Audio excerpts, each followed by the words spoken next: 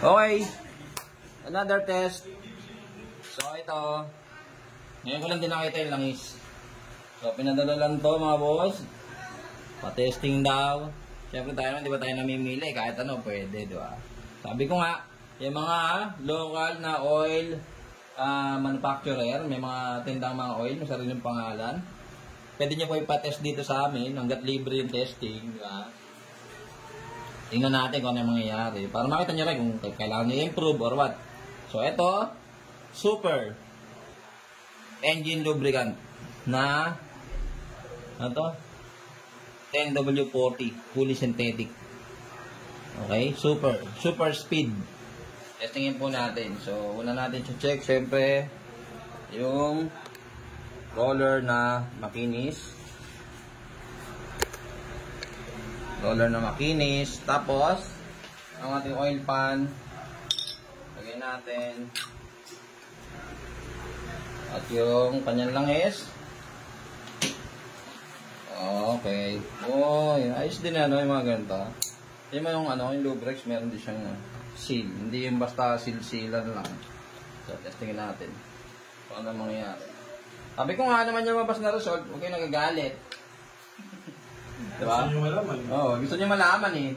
Huwag kayo nagagalit mga boss. Ayan.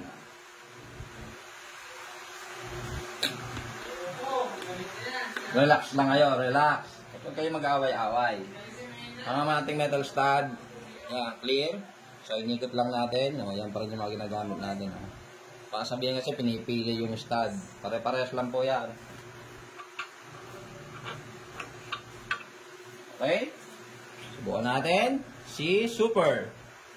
Ay parang si ano to yung sa may One Piece. Si Frank. Super! Yun. Okay, test natin. Si Frankie. Sa 2, 3, 4, 5. Test tayo. Unang plate. Sa 2, 4,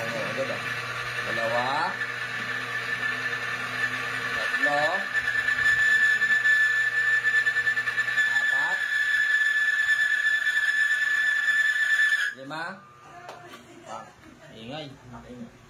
Sakit sa tenga. Nakalima. 1, 2, 3, 4, 5. So, yun yung kinakaya ni super speed, super engine lubricant. Speed to na. Ang init, boy. Ang init. Yan yung ating test. Yan lang. Para kay Super, 5. Hindi ko alam saan ito ang gawa ito eh. Shoutout sa nagpadala niya. Shoutout na lang natin sa nagpadala po. Hindi po namin alam kung sino yung nagpadala. Anonymous. Maraming salamat sa pagpapadala para matest yung oil.